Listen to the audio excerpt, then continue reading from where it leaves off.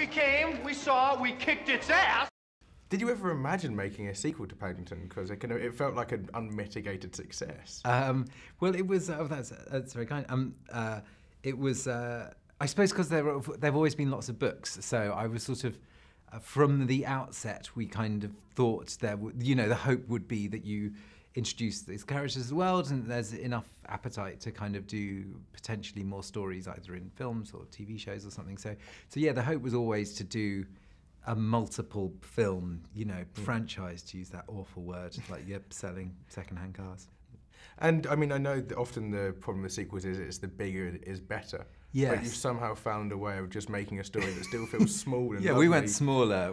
but instead you made it feel like almost like a Mel Brooks, Charlie Chaplin sort of film. Good. How Quite were right those the big? What sort of names are hanging around with the kind of inspirations for this one? Chaplin's enormous for me always. That's one of my absolute. The Kid's probably my favourite film. Or I don't really have those lists, but it's right up there. And definitely in terms of what I always dreamt of doing with Paddington was to try to capture that mixture of sort of slapstick and heart and sort of pathos that Chaplin does so brilliantly. Certainly when we were looking at sending Paddington to the big house, Chaplin was a real kind of inspiration, the kind of modern times stuff. And he's always getting into trouble with policemen and sort of ending up in those brilliant stripy uniforms. And there's a real kind of homage moment where Paddington gets a Charlie Chaplin moustache. And I saw it at a screening with a small child who just went, "Oh, he's like Hitler." And you go, "Well, that's not really the point." But so hopefully most people get that he's more clown than brutal dictator. Just quickly, I mean, so Bunny and the Bull is turning 10 in a few years, and I remember watching.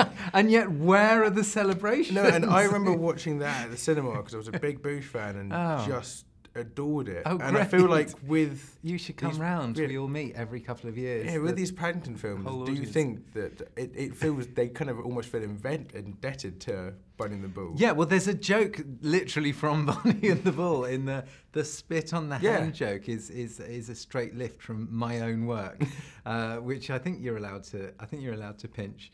But it was very odd because no one ever really saw that film, and not that you're not anyone, but very very few people saw it, and it was very gratifying to see that joke get a laugh. And I knew there was an audience for Bunny and the Bull somewhere. And there's also all the paper book, the pop-up books, which sort of just I always like the sort of little objects, and it feels like it works really well with Paddington sort of seeing the world in miniature and sort of that sort of slight child's eye view of sort of looking at sort of toys and sort of going into them and thinking about things. And I always just like that those sort of miniature universes feel really charming and where I'd want to go and spend time. So yeah, it's nice. I'm glad you've spotted that.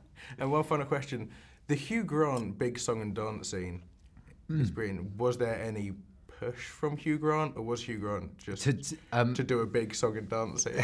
Because it's brilliant. I wish there had been. I think we always it was actually quite late in the day. We started out thinking, oh, he'd do a Shakespeare play or something. Then that seemed a bit gloomy, and then we sort of thought a big musical number could be much more fun. And he was so brilliantly game. Like, it's one of those things where you sort of go, it looks all a bit silly. It was the first day he did of the shooting, and it was it's a really big number, and you go, he's not a natural singer, he's not a natural dancer. He ended up doing days and days of sort of training to do this thing because he wanted to do it really well. And I think he's just great in it. He's threw himself into it like nobody's business, which is he really is. And I adored the film, and I hope it. Just hope everybody sees it. And thank you. That's very, very kind. Thank you very much. Thank you. Thank you so much.